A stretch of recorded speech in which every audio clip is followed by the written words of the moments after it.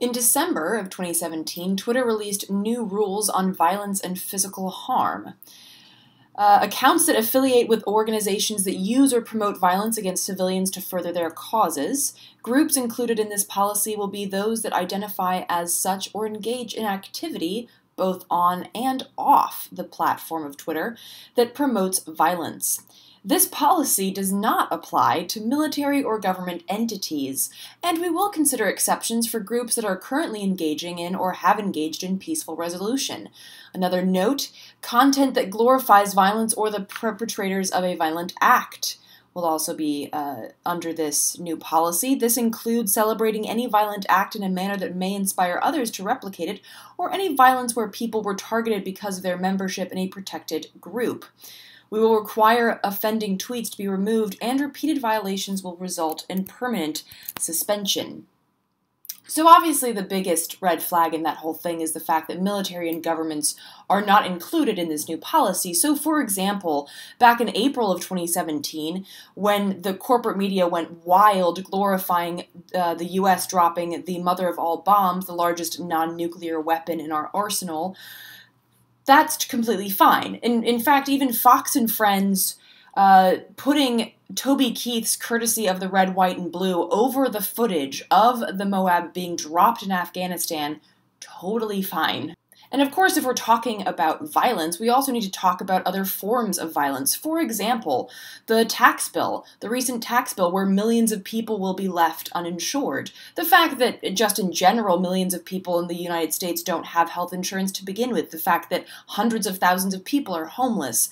The fact that pro-fracking, pro-coal, the fact that all of these that are sponsored by the state and corporate media are a form of violence, that is also, of course, A-OK and can be continuously propagated on Twitter and other platforms. As Glenn Greenwald put it in his tweet on the subject, so telling that Twitter's new prohibition on advocating violence exempts those who want governments or militaries to kill, thus, I want US government to nuke North Korea or Israel should obliterate Gaza, permitted. But it's justified for Muslims to use violence in self-defense, that is banned. Another example of what could get you banned, you might recall in the Me Too movements, Rose McGowan her Twitter account was suspended in October following tweets telling Ben Affleck to fuck off and calling him a liar with regards to knowing about the Harvey Weinstein assaults. So her account was suspended due to that flood of tweets on that subject. However, at the same time, I still see people that have tweeted at me telling me that they hope I get raped and murdered because of my perspective on U.S. empire. Their Twitter accounts are still active.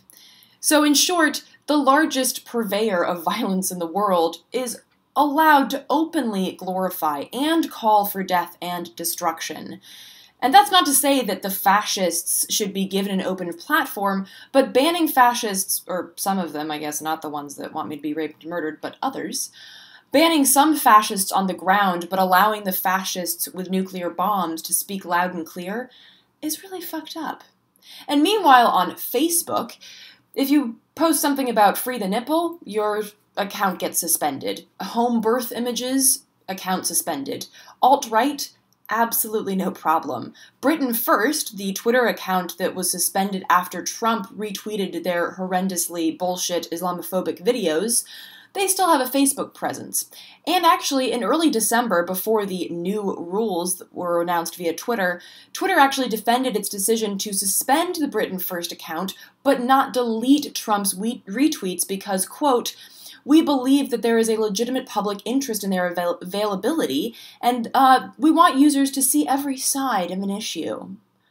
So I guess there wasn't any public interest in the availability of DNC leaks during the 2016 election, because in November of 2017, Twitter General Counsel Sean Edgett admitted in written testimony to the Senate Judiciary Committee that the company had buried 48% of tweets using the hashtag DNC leak and 25% of tweets with the Podesta emails hashtag.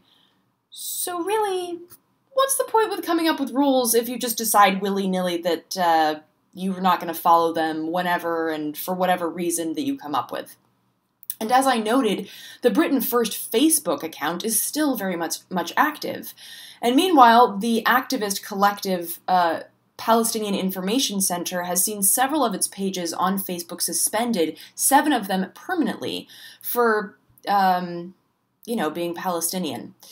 As The Intercept covered in a recent article, Facebook has been incredibly helpful to the Israeli state in shutting down Palestinian activist and organizing pages and accounts. Facebook also deleted the account of Ramzan Kadyrov, a brutal authoritarian mass murderer, but that's not why they suspended his account. They suspended his account because the US government told them to.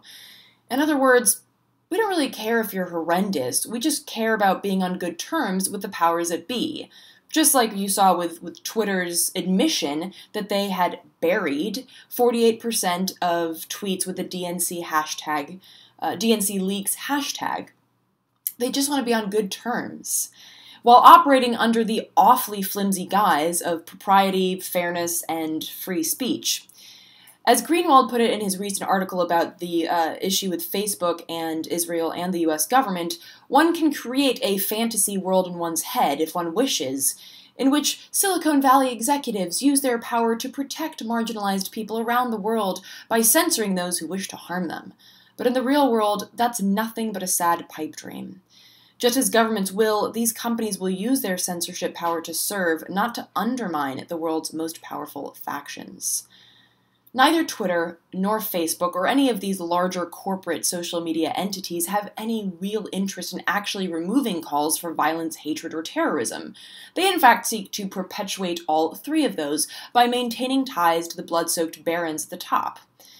Their fleeting finger wags at fascists are like wrapping gauze around a patient dying of internal hemorrhaging, while those in power administer blood thinners. Like so many other resistance and liberal-leaning escapades in our nation, it's all about making it look like you're doing something productive, when in fact, those efforts not only achieve little to nothing, but they obstruct a very real, very serious problem spreading through our body politic.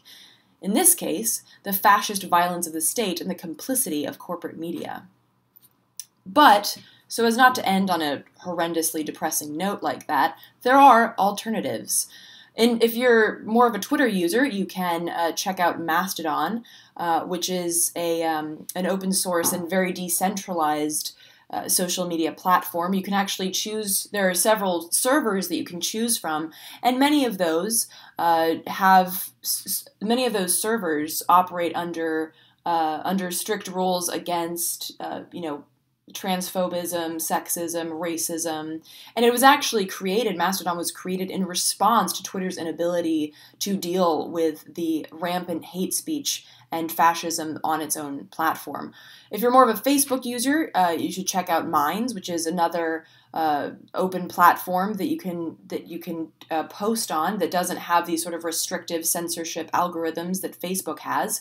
Just a little note of caution, there are a lot of alt-right people floating around on Minds as they grapple with the issue of hate speech and free speech. So those are a couple of alternatives to Facebook and Twitter that you can check out in light of their collusion with the US or Israeli or other governments. And on a final, very related note, Google and Facebook are censoring a lot of progressive and alternative news.